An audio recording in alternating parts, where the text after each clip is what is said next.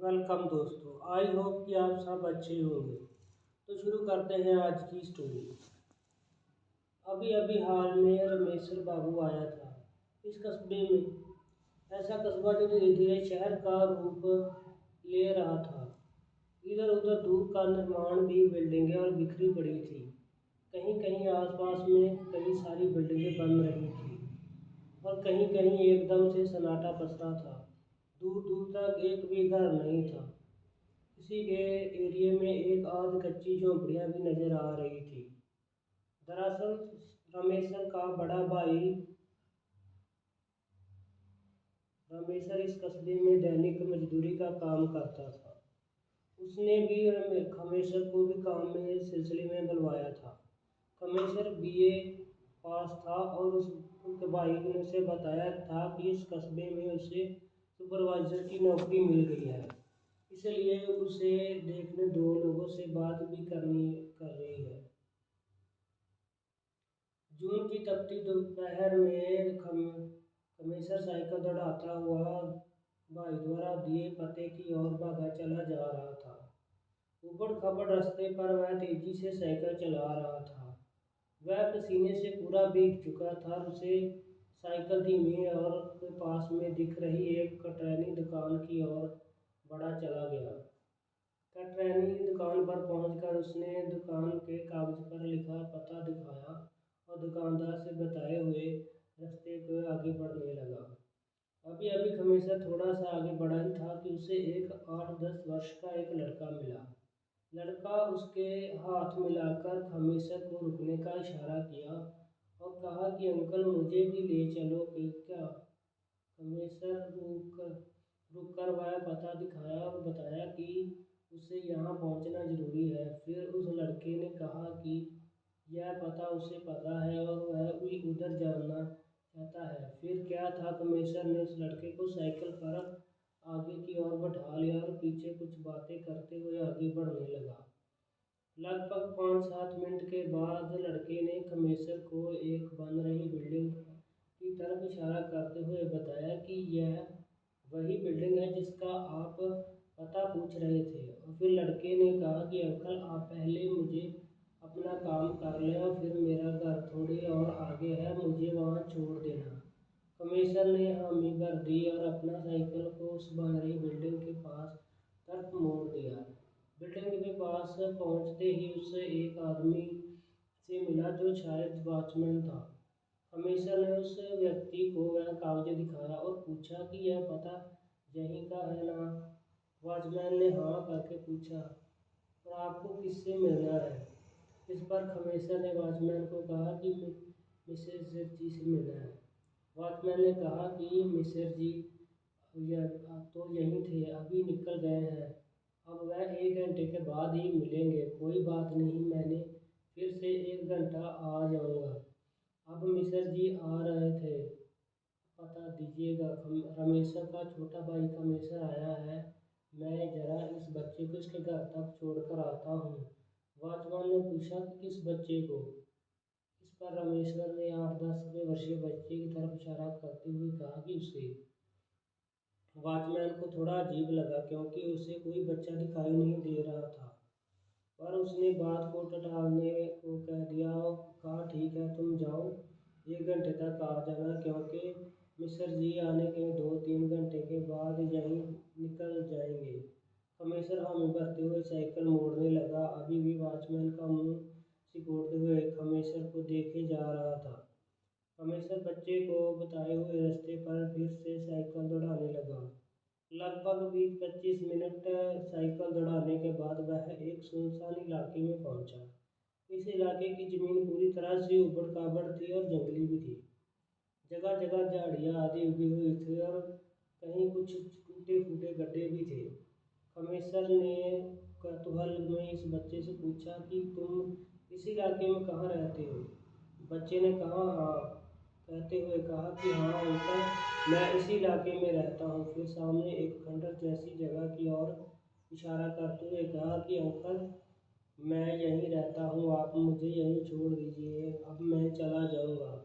Commissioner के दिमाग में तो मिस्र जी से मिलना था, वहीं कहीं देर ना हो जाए, वही बात चल बच्चे को बिना कुछ पूछे बच्चे को वहीं उतार कर तेजी से साइकिल को मोड़कर फिर उसी रास्ते पर वापस साइकिल दौड़ाने लगा। 20-25 मिनट साइकिल दौड़ाने के बाद वह फिर से अपने पते पर आ गया।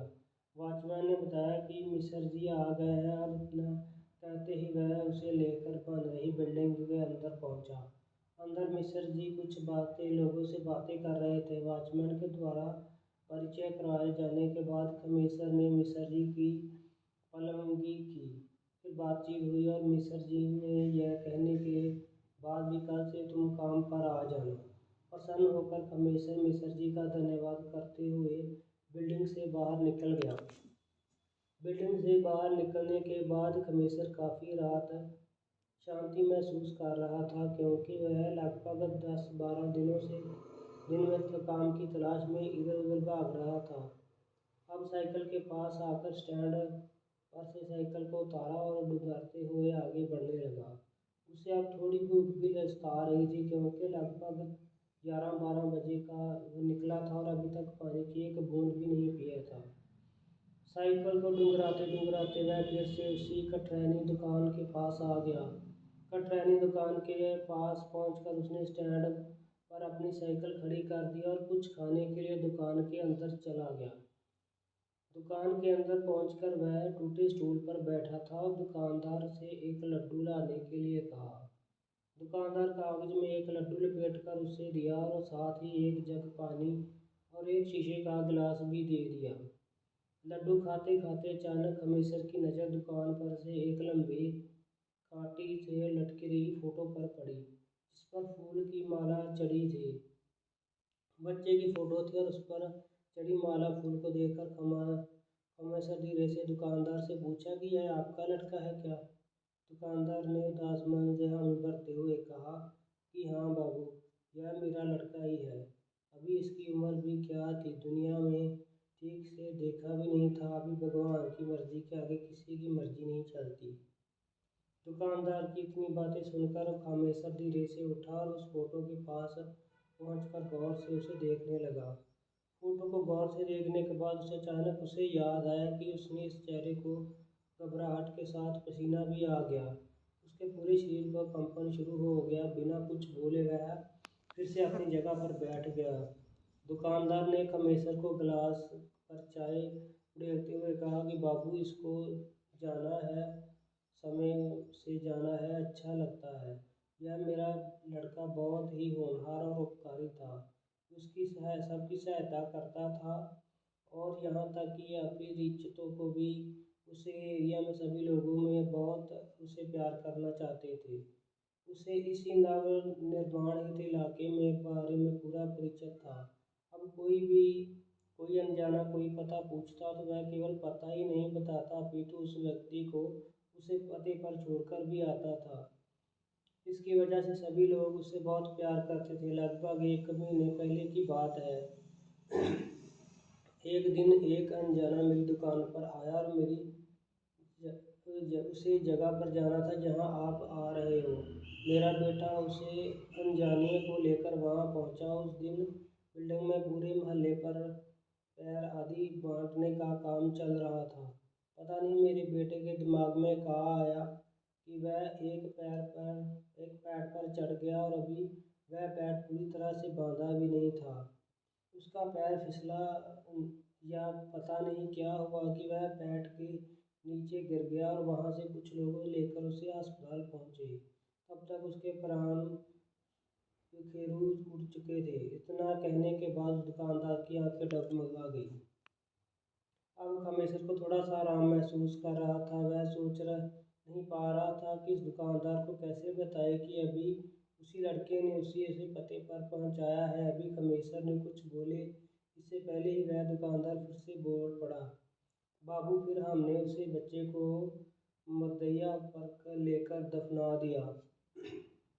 दुकानदार से ना बातें यह भी बता दिया कि वह मुर्दैया आपको पता पूछे उसका थोड़ा दूर आगे ही है। अचानक कमिश्नर को भी आंसू निकल पड़े और वह रोते हुए दुकानदार से कहा कि काका, वह लड़का आज भी मुझे उसी पते पर पहुंचाया और फिर से मैंने उसे मुर्दैया पर जाकर छोड़ दिया, क्योंकि वह लड़का बता रहा था कि वही उसका रास्ता है, उसके साथ रहने की जगह है।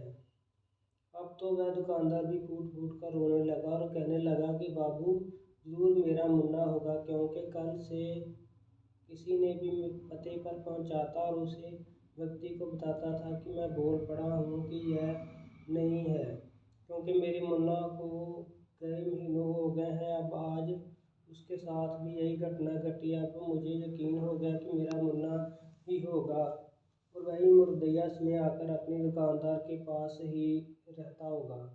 अभी दुकानदार और खमेसर की बातें चल ही रही थी कि खमेसर को पता बताने वाला वॉचमैन भी चाय पीने आ गया और उसे देखते ही दुकानदार को चाय देने लगा। वॉचमैन ने चाय पीते हुए खमेसर से पूछा कि बाबू एक बात बताइए कि आप मेरे पास गए थे तो मैंने किसी को भी आपसे साथ नहीं देखा, फिर भी आप बोल रहे थे कि इस बच्चे को छोड़ने जा रहा हूँ। इस समय मैं कुछ समझ नहीं पाया था। इस पर दुकानदार फिर से रो पड़ा और कहा कि बचपन बाबू वह मेरा मुन्ना था और इसीलिए शायद आपको दिखाई नहीं दिया। अब वॉचमैन को भी सारी बातें क्लियर हो गई, क्योंकि उसे पिछले 15-20 मिनटों में कितनी अपरिचितों को कहते हुए सुना था कि वह बच्चे को छोड़कर आ रहे हैं।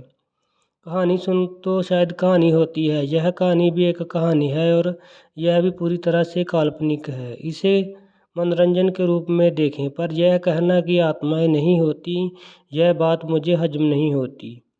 मैं तो बार बार यही कहता हूँ कि अगर भगवान का अस्तित्व है तो भूत प्रेतों का क्यों नहीं। शायद कभी विज्ञान पूरी तरह से इस बात से पर्दा उठा देवे और मेरी शंकाओं पर विराम लग सके। जय बजरंग बली। दोस्तों, चैनल को सब्सक्राइब, लाइक, शेयर और कमेंट करना मत भूलिए।